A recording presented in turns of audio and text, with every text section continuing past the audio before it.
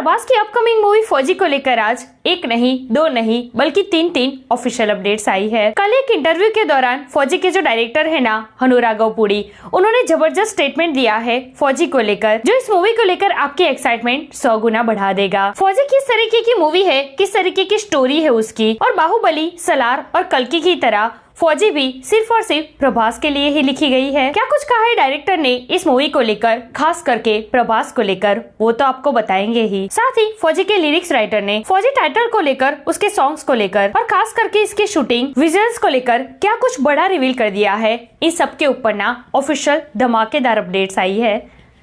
Let's check it out. నేను army backdrop చాలా కథలు రాస్తున్నాను. ఓకే, ప్రభాస్ గారి కోసం రాసింది. ప్రభాస్ గారి లుక్ ఎలా ఉండబోతుంది, క్యారెక్టర్ ఎలా ఉండబోతుంది? ఎందుకంటే ఆయన లుక్ చెప్పాను కదా, everything is surprise for sure. అవునా? ఆయన ఎస్పెషల్లీ ఆయన క్యారెక్టర్ గురించి ఎక్కువ మాట్లాడుకుంటారు అందరు. ఎలా ఉండబోతుంది ఆర్మీ బ్యాక్డ్రాప్ అంటే, ఆ లుక్ కానీ ఆ క్యారెక్టర్ కానీ ఎంత ఇంపాక్ట్ ఉంటుంది, ఎలా ఉండబోతుంది? ఇంపాక్ట్ డెఫినెట్గా ఉంది. ఎంత ఇంపాక్ట్ ఉంటుందని నేను మాటల్లో కూడా చెప్పాను. Hey everyone, welcome to the film Bay. मैं हूं एकता जानी। प्रभास की अपकमिंग पैन इंडिया मूवी फौजी को लेकर उसके डायरेक्टर हनु राघव पुड़ी ने दे दिया है बहुत बड़ा शॉकिंग स्टेटमेंट। वो कहते हैं Fauji wrote particularly for Prabhas, it will reach each and every expectations, will be a new story and never seen backdrop. मतलब भाई ये हो क्या रहा है? First pan India movie Baahubali, Prabhas first pan India star. Baahubali जब रिलीज हुई सुपर हिट ब्लॉकबस्टर हुई, ना सिर्फ इंडिया में बल्कि ओवरसीज तक भी आज भी उसके चर्चे है, और ना सिर्फ मूवी के बल्कि राजा मौली सर और प्रभास के भी। बाहुबली की सक्सेस पर बहुत सारे लोगों का ये कहना था कि बाहुबली में अगर प्रभास नहीं भी होते ना, फिर भी ये मूवी सुपर हिट ही होती, क्योंकि राजा मौली सर ने उसे बनाया ही उसी तरीके से है। लेकिन एक सेकंड, लेकिन एट द एंड खुद राजा मौली सर ने क्या कहा?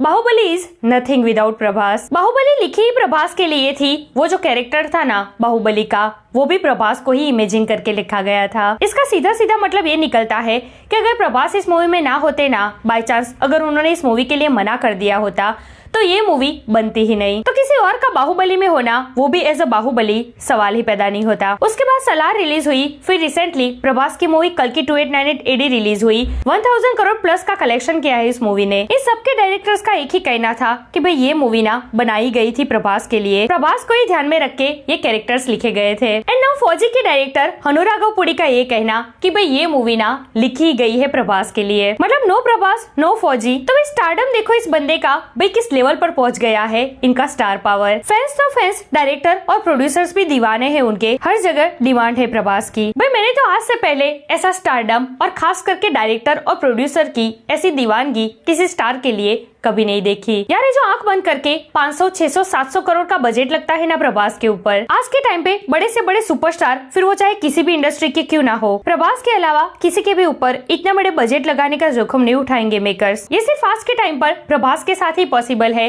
कि भाई अगर ये बंदा है ना, तो जो बजट लगाया है उसका डबल ट्रिपल होकर वापस जरूर आएगा। ये बातें बताई नहीं जाती, नजर लग जाती है। यार प्रभास की फ्लॉप मूवी जितना कलेक्शन करती है ना, उतना तो किसी सुपरस्टार की सुपरहिट मूवी के कलेक्शन का ड्रीम होता है। तो भाई बहुत ही अलग है ये बंदा, बहुत ही अलग ही लेवल पर पहुंच गई है इनकी stardom. No words for him and his stardom, speechless. अच्छा, इस इंटरव्यू में आगे हनु राघव पुड़ी ये कहते हैं, it will reach each and every expectations, will be a new story and never seen backdrop. मतलब कि जितनी उम्मीदें लगाई है ना इस मूवी से, ना सिर्फ फैंस की बात कर रहे हैं वो, बल्कि आम पब्लिक के भी, उस सब ऑडियंस की एक्सपेक्टेशन पर खरी उतरेगी ये मूवी। बिल्कुल new and never seen before content होगा इस मूवी का। अब देखिए, जैसे कि हम जानते हैं कि इस मूवी में ना हमारी आजादी से पहले का एरा दिखाया जाएगा, मतलब कि 1940 का एरा, जिसमें प्रभास एक ब्रिटिश सोल्जर का रोल प्ले करेंगे। सुभाष चंद्र बोस हो गए इसमें, हिटलर होगा। लेकिन सुभाष चंद्र बोस और हिटलर जैसे हिस्टोरिकल कैरेक्टर होने के बावजूद भी ना, ट्विस्ट ये है इस मूवी का कि ये मूवी पूरी तरीके से हिस्ट्री बेस्ड, मतलब कि रियल लाइफ इंसिडेंट बेस्ड नहीं होगी। जी हाँ, जब आज से 4-5 महीने पहले इसका फर्स्ट पोस्टर रिवील किया था ना मेकर्स ने, तभी इसके कैप्शन में उन्होंने लिखा था, it's a historical fiction set in the 1940s। मतलब कि यहाँ पर मेकर्स ने पहले से ही क्लियर कर दिया है कि एक हिस्टोरिकल मूवी तो होगी, लेकिन फिक्शन होगी। मतलब कि अपने हिसाब से ऐड किए जाएंगे कुछ कैरेक्टर्स और कुछ स्टोरी भी। टोटली रियल लाइफ इंसिडेंट पर बेस्ड नहीं होगी ये मूवी। और मुझे पता है क्या लगता है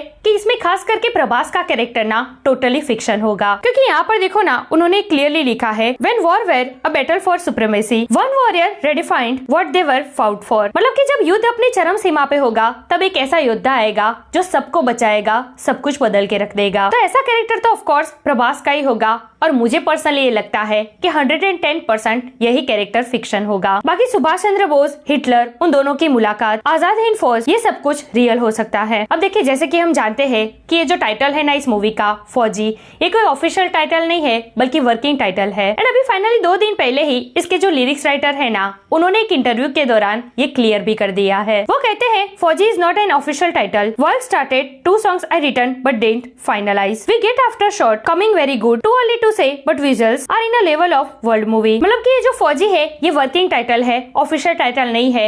ये जो लिरिक्स राइटर है ना, उन्होंने 2 गाने लिखे हैं, लेकिन अभी तक कुछ फाइनलाइज नहीं हुआ है। शूटिंग इसकी बराबर प्रॉपर तरीके से चल रही है, इसके 2 शेड्यूल ऑलरेडी खत्म हो चुके हैं। और आगे उन्होंने जो कहा है वो काफी शॉकिंग है कि ये कहना काफी जल्दी हो जाएगा, लेकिन फौजी मूवी के जो विजुअल्स है ना, वो वर्ल्ड लेवल की मूवीज जैसे है। यार हम तो पहले से ही कह रहे हैं कि फौजी को हल्के में लेने की भूल मत करो। जिस तरीके से ये मूवी बन रही है ना, और जिस तरीके की अपडेट्स हमें मिल रही है, अगर सब कुछ सही रहा तो ये कहना गलत नहीं होगा कि ये मूवी ना RRR के लेवल की या फिर उससे भी बड़ी बन सकती है। भाई मुझे तो इस मूवी से बहुत एक्सपेक्टेशन है। आपका क्या हाल है? कमेंट करके मुझे जरूर बताइए। ऐसे अपडेट के लिए हमारे चैनल को प्लीज सब्सक्राइब कीजिए। मैं मिलूंगी आपसे अगले वीडियो में एक नई रिव्यू के साथ। तब तक प्लीज आपका बहुत ख्याल रखिएगा। जय हिंद।